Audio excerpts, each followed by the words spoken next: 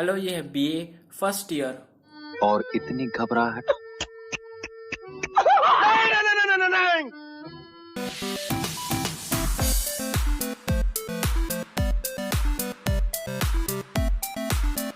Physical geography paper 1। हम इस video में जो सिलेबस है उसे डिस्कस करेंगे। अधिकतर बच्चे जो हैं वो परेशान होते हैं क्योंकि कभी भी किसी भी चीज का याद रखिएगा, आप कॉलेज में आ गए हैं। आप भी ठीक करके देता हूँ। हाँ ठीक। कल से काम शुरू। अच्छा, कितने दिन लगेंगे? सिस्टमेटिक ढंग से आपको नहीं मिलेगा जैसे स्कूल में मिला करता था, इसलिए बच्चे बाबू भैया, अरे बाबू भैया ये आप क्या कर रहे हैं? परेशान होते रहते हैं। आपको कोई भी इंफॉर्मेशन एक जगह से नहीं मिलेगा, आपको अलग अलग किताब पढ़ना पड़ता है अलग अलग इंफॉर्मेशन के लिए। किसी किताब में कुछ दिया होगा तो किसी में दूसरा दिया होगा। टॉपिक में आते हैं। इसका जो मार्किंग स्कीम होता है, हर पेपर 50-50 नंबर का होगा। टोटल इसमें 3 एग्जाम्स होते हैं, 2 पेपर होगा और एक प्रैक्टिकल जो कि 25, 15, 10 नंबर में डिवाइड होता है। लैब वर्क, फील्ड वर्क और प्रैक्टिकल। फील्ड वर्क में आपको सर्वे करना होता है, इसके बारे में मैंने आपको पहले ही बताकर रखा है। तो अपने टॉपिक शुरू करते हैं। सबसे पहले जियोग्राफी को 2 पार्ट में डिवाइड किया जाता है, फिजिकल जियोग्राफी और ह्यूमन जियोग्राफी। इन दोनों के अलग अलग ब्रांचेस होते हैं। फिजिकल जियोग्राफी में आप नेचर के बारे में पढ़ेंगे और ह्यूमन जियोग्राफी में अर्थ में इंसान रहता है, वो एक्टिव एजेंट है जो पर्यावरण में भेर बदल करके अपने हिसाब से उसे मॉडिफाई करता है, तो उसे ह्यूमन जियोग्राफी कहते हैं। The nature and scope of physical geography आपको पहले बताया है। फिजिकल जियोग्राफी में हम नेचर को पढ़ते हैं। नेचर किन चीजों से बना है? Hydrosphere, biosphere, atmosphere. वही सिंपल आसमान, जमीन, पानी, जिसमें साइंटिफिक टर्म्स का यूज किया गया है, जैसे कि समंदर के बारे में पढ़ने वाला। और भी बहुत सारे ब्रांचेस हैं। तो वो क्या होगा? इसका नेचर। फिजिकल जियोग्राफी के स्कोप में हम इसका जो स्पेशल पैटर्न्स होता है, weather, climate, soil, vegetation, animal, water और भी चीजें जो इनके बीच में जो पैटर्न्स है उसे हम पढ़ते हैं, तब वो क्या कहलाएगा? स्कोप। जैसे सिंपल हमारे पेरेंट्स हमें कहते हैं कि बड़ा होकर क्या करेगा ये? पिस्तौल यहाँ है। Next, origin of the earth. इसमें हम पढ़ेंगे कि अर्थ कैसा बना है। इसमें जो है बहुत सारे साइंटिस्ट हैं, उन्होंने अपना अपना थ्योरी दिया है। तो कई ऐसे साइंटिस्ट हैं जो पिछली थ्योरी को गलत साबित करते हैं। याद रखिएगा, जो साइंटिस्ट होते हैं वो एक साइंटिस्ट के बातों को काट कर अपना थ्योरी लाते हैं, और यही चीज अभी भी मॉडर्न डेज में चलता है। और आप भी अगर साइंटिस्ट बनेंगे तो आपको भी ऐसा करना होगा।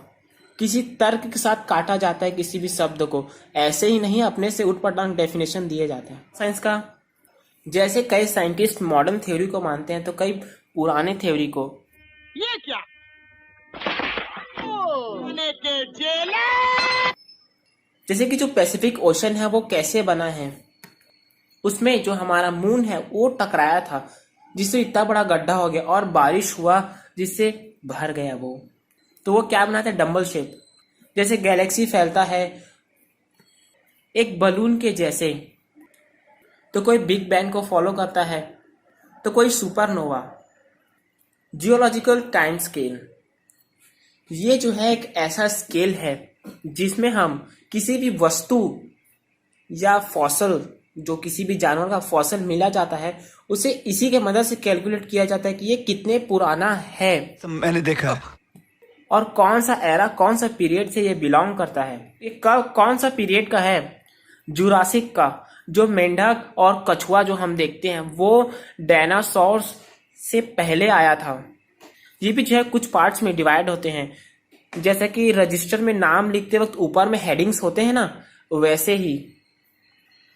नेक्स्ट, अब हम जानेंगे अर्थ इंटीरियर। अर्थ के अंदर अर्थ जो है वो कुछ लेयर्स में डिवाइड होता है, जैसे कि क्रस्ट, मेंटल, कोर। इसकी हम बेसिक्स स्टडी करने के लिए हम क्या करते हैं, इसे भी जैसे कि लिथोस्फीयर जो है वो 2 पार्ट से बना है। जो क्रस्ट है वो और अपर मेंटल उसे कहेंगे लिथोस्फीयर। एस्थनोस्फीयर जो कि सिर्फ अपर मेंटल को कहा जाता है। इसमें आप बहुत ही ज़्यादा इम्पॉर्टेंट एक व्यक्ति के बारे में पढ़ेंगे आप, एल्फ्रेड वेगनर। ये बहुत ही ज़्यादा, इनका जो थ्योरी है कॉन्टिनेंटल ड्रिफ्ट थ्योरी, ये बहुत ज़्यादा फेमस है। यही चीज़ें आपको एग्जाम में पूछा जाएगा। जैसे कि मैंने पहले ही कहा है, किसी भी साइंटिस्ट का जो डेफिनेशन, जो थ्योरी होता है उसे काटा जाता है।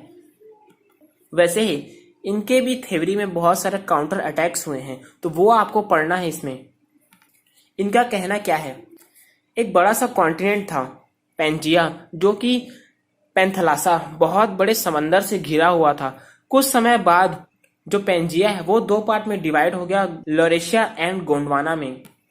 और वो दोनों कॉन्टिनेंट बाद में फिर छोटे छोटे कॉन्टिनेंट्स में डिवाइड हो गए, जो कि आज के ज़माने में कॉन्टिनेंट कहलाते हैं। इनका एविडेंस ज़रूर पढ़िएगा, बहुत ही ज़्यादा इंटरेस्टिंग है। मत करो, तू उसको फिक्स से रख, इधर बाद में बहुत गड़बड़ होता है, तो समझ। प्लेट टेक्टोनिक्स, वही सिंपल, अर्थ जो है वो कुछ प्लेट्स में टिके हुए हैं।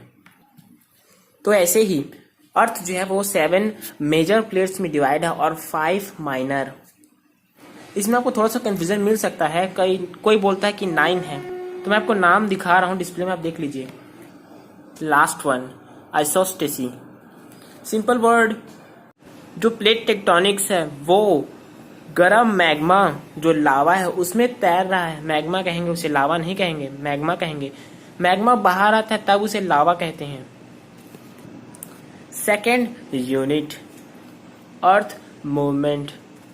अर्थ जो है वो मूव करता है। अर्थक्वेक, वॉल्केनोज, इसके कारण है, वो रोटेशन और रिवोल्यूशन वाला नहीं। इसमें आप अर्थक्वेक के बारे में पढ़ेंगे और वॉल्केनोज के बारे में। अर्थक्वेक जो है वो कुछ वेव्स में आते हैं, इसके कॉजेस आप पढ़ेंगे, वही सिंपल प्लेट टेक्टोनिक के मूवमेंट से। अर्थक्वेक होता है इन्वर्जेंट, डाइवर्जेंट और ट्रांसफॉर्म। अर्थक्वेक को नापने वाला मशीन सिस्मोग्राफ। वॉल्केनोज, उसके टाइप्स 5 टाइप्स के हैं volcanoes. Shield volcano, composite volcano, caldera, flood basalt provinces जो कि अभी डेक्कन प्लेट्यू है, और मिड ओशियनिक रिजेस।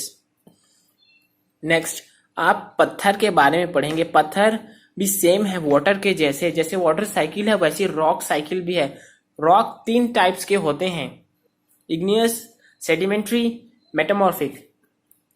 लावा इग्नियस रॉक में कन्वर्ट होता है, फिर सेडिमेंट्री, फिर मेटामॉर्फिक, और फिर से लावा बन जाता है वेदरिंग के कारण। वेदरिंग को अगर सिंपल लैंग्वेज में कहा जाए, ये जो है एक प्रोसेस है, mechanical disintegration and chemical decomposition of rock through the actions of various elements of weathers and climate. Weathering भी, इसमें भी थोड़ा सा आपको क्लासिफिकेशन मिल सकता है, केमिकल, फिजिकल, बायोलॉजिकल। जैसे पत्थर में पेड़ पौधे उग जाते हैं और उसमें जड़ बनाकर उसे क्रैक कर देते हैं। केमिकल, जो डोलोमाइट होता है उसमें पानी पड़ते ही वो घुलने लगता है और गड्ढा बन जाता है, ये भी एक प्रकार का वेदरिंग होगा है। Erosions and normal cycle of erosions. Simple language में कहा जाए तो पानी, हवा जब बहता है तो अपने साथ कुछ प्रोडक्ट्स बहाकर ले जाता है। जो बड़े बड़े पत्थर्स होते हैं उसे पानी भी काट देता है और हवा भी काट देता है, जो कि एलिमेंट्स कहलाता है। सिंपल, अपने साथ बहाकर ले जाने वाला। जहाँ से प्रोडक्ट को ले जाया जाता है वो इरोजन कहलाएगा, जहाँ उसे रखा जाता है वो डिपोजिशन। इससे जो अर्थ है, जो लैंडस्केप होता है, जो ज़मीन है, उसमें परिवर्तन आता है, उसका एवोल्यूशन होता है। तो कुछ चीज़ें हैं जो आपको इसमें पढ़ना होगा। फ्लूवियल, एरिड, सियल, karsts, cards and coastal landscape. Third unit, elements of weathers and climate. Temperature, pressure, wind, precipitation and clouds, ये elements of weather and climate. Composition and structure of atmosphere. Atmosphere में बहुत सारे gases हैं, nitrogen, carbon dioxide, oxygen, argon और भी बहुत सारे। तो ये क्या कहलाएगा? कंपोजिशन। स्ट्रक्चर्स, जैसे कि आप जानते हैं कि जो एटमॉस्फेयर है वो 7 लेयर्स में डिवाइडेड है। Troposphere, stratosphere, mesosphere, thermosphere, exosphere. और हाँ, बहुत सारे स्टूडेंट कंफ्यूज होते हैं। आयनोस्फियर। आयनोस्फियर क्या है? थर्मोस्फियर और मेसोस्फियर का आधा हिस्सा आयनोस्फियर, जो कि इलेक्ट्रिकली चार्ज पार्टिकल्स को रखता है, जो कि आयंस कहलाता है। और जाहिर सी बात है, हमने elements of weathers and climate पढ़ा है, तो उसका जो वर्ल्ड पैटर्न है एटमॉस्फेयर का, उसके बारे में पढ़ेंगे। क्या क्या? Pressures, temperature, wind. Fourth unit, atmospheric moisture and disturbance. जैसे कि मैंने आपको कहा है, चाहे वो नेचर हो या स्कूल में पढ़ने वाला बच्चा, पड़ोस की आंटी हमेशा डिस्टर्ब करेगी, वैसे ही नेचर में भी है कुछ चीजें जो कि डिस्टर्बेंस प्रोड्यूस करता है। वही simple, high pressure, low pressure, ज्यादा गर्मी, ज्यादा ठंडी। Main hero. Climatic classification, Koppen and Thornthwaite. Koppen का क्लासिफिकेशन मैंने आपको सेकेंड ईयर की वीडियोस में बता रखा है। पहले आप बेसिक्स जान लीजिए। देखिए, इसमें जो है 2 एक्सपर्ट जियोग्राफर्स, कोपेन, ट्रीवॉर्था, इन्होंने टेम्परेचर, प्रेसिपिटेशन एंड वेजिटेशन को यूज करके क्लासिफिकेशन किया है। पर थॉर्नथवेट ने इन्होंने ह्यूमिडिटी, टेम्परेचर, प्रेसिपिटेशन में क्लासिफिकेशन किया है पूरे वर्ल्ड को। जिन्होंने ह्यूमिडिटी को 5 पार्ट में डिवाइड किया है, टेम्परेचर को 6, प्रेसिपिटेशन को 4। अगर आपको इसे समझना है तो सबसे पहले आपको जो अर्थ होता है उसमें कुछ जोन्स होते हैं, उसे समझना बहुत जरूरी है। वही simple, Arctic Circle, Tropic of Cancer, equator, Tropic of Capricorn, Antarctic Circle. तो जब भी आप इसे पढ़ेंगे तो एक बात का जरूर ध्यान रखिएगा, डेफिनेशन, इन्होंने ये डेफिनेशन कब दिया है, और हर चीज होता है उसकी कुछ ना कुछ कमियां होती हैं, तो कमियां भी आपको पढ़ना है। इसका मैं नहीं जानता, पर आप जब भी डेफिनेशन पढ़ेंगे आपको क्रिटिसिज्म पढ़ना पड़ेगा, लिमिटेशन। कभी भी डायरेक्टली एक साइंटिस्ट का नहीं पढ़िएगा, कंबाइन करके पढ़िएगा, कॉम्बिनेशन से पढ़िएगा, पर बेस एक ही साइंटिस्ट को लेकर करिएगा, बढ़िएगा। 5th unit, surface relief of Pacific, Atlantic and Indian Ocean. Same to same जैसे कि हमने सेकेंड ईयर का सिलेबस में पढ़ा है, पार्ट 1, इन सभी के बारे में मैंने पहले ही कवर करके रखा है। सिंपल वर्ड में कहा जाए, जो समंदर के नीचे पहाड़, पर्वत, पठार हैं, उसे हमें पढ़ना है। इन्हें स्पेसिफिक टर्म्स दिया गया है। समंदर के नीचे और धरती में अलग नाम होता है। किसका किसका पढ़ना है? पैसिफिक, अटलांटिक, इंडियन ओशन का। ये भी मैं आपको पहले ही बता कर रखा हूं। Distribution of temperature and salinity of oceans and seas, मैंने पहले ही बताया।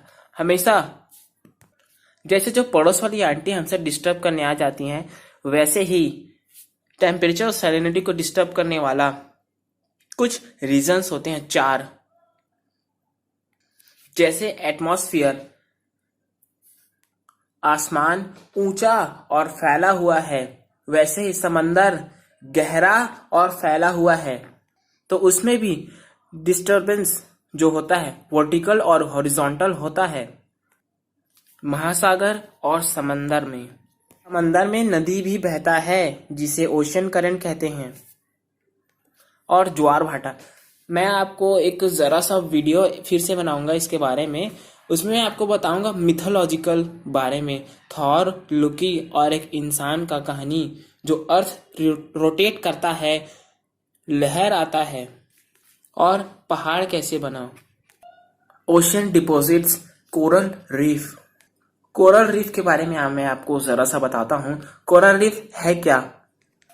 समंदर के नीचे बड़े बड़े पेड़ पौधे होते हैं जिसे कोरल रीफ कहा जाता है।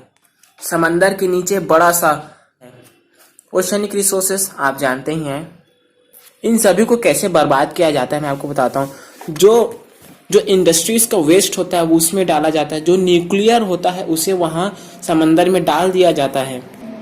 मछुआरे एक्स्ट्रा मछली पकड़ते हैं और जो बचा हुआ डेड बॉडी होता है उसे समंदर में ही डाल देते हैं। मछली पकड़ते वक्त जाल जमीन में फेंका जाता है।